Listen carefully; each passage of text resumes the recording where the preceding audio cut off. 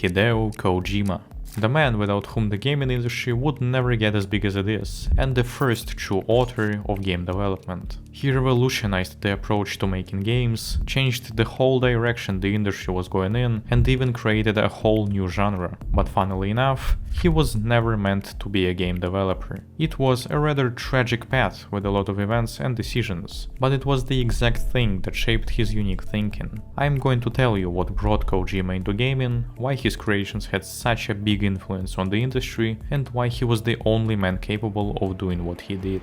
Firstly, let's go back in the 80s, when gaming was different. Super Mario, Tetris, and The Legend of Zelda were basically the definition of video games. It was a rising industry with its own cliches and principles, but it was difficult to compare it to something big, like film. There was a clear separation. Gaming was a lighter entertainment form, mostly catered to kids and teens, almost never deemed as anything serious. You didn't need to get deep or emotionally attached to games to enjoy them. They were a great tool to relax, but they never were as memorable or significant as movies, which were pretty much the opposite side of entertainment. Stories that could make you cry, heroes that you remembered and idolized, and a broader, more adult audience. You could of course blame it on the low power of consoles, but it wasn't just about the graphics or gameplay. Everything was simple, from the story to the world building. You definitely could do more, but no one chose to, because gaming just wasn't about that. It was safe to call it childish, and that was the direction the industry was going in.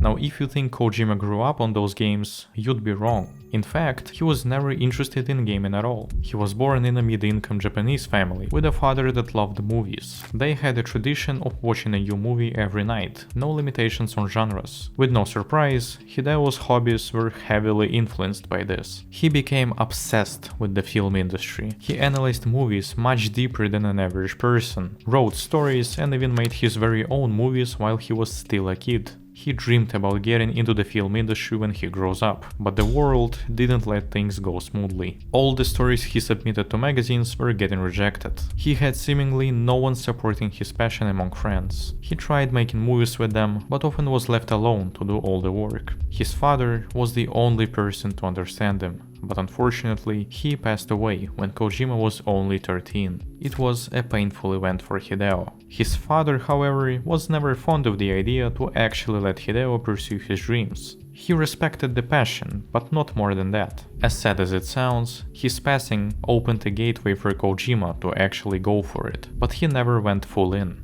Kojima was getting an economics degree, only writing stories during his free time, hoping that he would get noticed and invited to direct a movie, which never ended up happening. Nothing was going his way, with only punches coming in from all sorts of directions. He was close to living a regular Japanese life. But there was a thing that could explain why the universe had to go that hard on Hideo, and the one that would change the direction of his life forever. This is Famicom, also known as NES, a console known for many things, but there's exactly one we need to focus on. It's one of the first systems ever to have game-saving functionality. As we talked about earlier, the video game industry used to be simple. Kojima was on the other cliff. He was a movie fan. He was never interested in games due to their nature, but when he saw this console, he realized a very important thing. Now that you could save your game, it allowed for much complex stories to be told. The stories that Kojima was always obsessed about, and the ones he was writing. He saw an opportunity to finally make his dreams come true, but in a unique way. He would make movies in a neighboring industry, so he finally decides to go all in, drops his economics degree, and joins Konami as a game designer. Hideo Kojima was a man never intended to make games. You might think that this trait means inevitable failure due to not understanding the industry, and in most cases, you'd be right. But Kojima was special. He wasn't there for the money, he wasn't there because of love for some games he played, he wasn't even really there to make games. He was there to use the industry as a resource for achieving his goals. And that made him different from all the other creators. He looked at gaming from a completely different perspective, one that absolutely no other developer had. He saw its flaws and narrow thinking, and more importantly, he saw a completely unexplored venue, telling stories through games. If you think that was obvious, look at any game from that time and you'll see that everything is built around gameplay, with the story being a secondary thing. There weren't any deep or complex stories, philosophical topics, nothing. It was simple and straightforward, like saving a princess, saving the world, or being a Rambo. That was just the rule of the industry. It's a game, so you focus on gameplay. But Kojima wasn't from the industry. He wasn't familiar with the principles and cliches it had established. He had a blank sheet and open-minded thinking. And so he decided to change everything. The first Metal Gear releases are undeniably one of the most influential and revolutionary events in the video game history. Kojima basically broke all the established rules in game development and made something that even his own team doubted to be able to be successful. And it was justified to think so. The game's idea sounded like a paradox. It was an action war game, but you weren't supposed to kill enemies. After years of being a Rambo in all such games, you suddenly became vulnerable, and everything was so serious, the story had meaning, it was deep. You couldn't have realistically believed back then that this game could be a bestseller, but Kojima made it happen. It wasn't the very first stealth game ever, but it certainly was the first to be good and entertaining. The stealth mechanics that Kojima developed back in the 80s are still being used to this day. It's pretty safe to say that this game was the invention of the stealth genre. But more importantly, after the release of Metal Gear Solid, Hideo opened a gateway for the entire industry to make complex, deep games that can connect with the player. It was the game that tied video games with movies and made people understand that they're not just about childish fantasy stories. It pioneered cinematic approach, professional voice acting, memorable characters, complex storylines, and most importantly, experimentation. There just wasn't anything like it before, and it certainly was a big risk to let this series be made. But without it, we could still only be playing lighthearted Nintendo games, with companies being scared to try something new and more serious. But that's not the only thing that makes Kojima stand out. It's not a coincidence that you hear his name whenever someone talks about Metal Gear or any other game he made. When you play them, you feel that Kojima was behind them.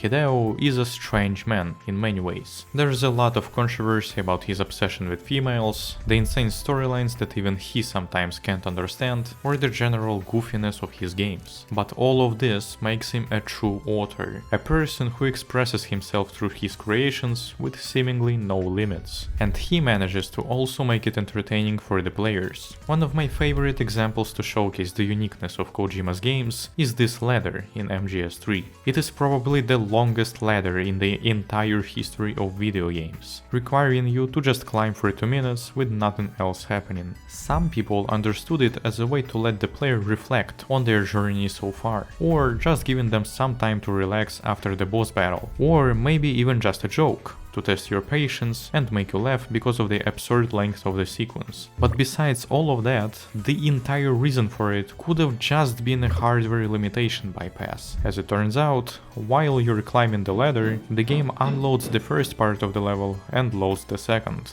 In most games, this happens during a loading screen, but in Metal Gear, you instead climb a ladder, which makes the loading feel seamless. It's a weird way to hide the loading, but it's absolutely genius. You could find dozens of similar symbolic things in Kojima's games, and everyone understands them in their own way. Perhaps it's even impossible to correctly understand them. His games just connect to you on a level that makes your experience with them entirely unique from everyone else's. And I doubt you can name a lot of games that can achieve that effect as well as Kojima's. He isn't afraid of his own thinking, which is a trait not many people share in the industry. You couldn't have realistically thought you could make an action game with no shootouts, but Metal Gear was a worldwide hit. You couldn't have thought you could make a delivery guy simulator interesting, but Death Stranding is one of his most praised games. And these games have some of the weirdest features, like putting a VTuber cameo inside the main questline, making procedurally melting ice cubes for no reason, or wishing players a happy birthday on their actual birthday. It seems like anything Kojima thinks of is just implemented, and honestly, I don't think there's anyone still capable of doing that at this scale. He is the only person who can get funding from big investors for any idea he pitches, and also not get limited in the development.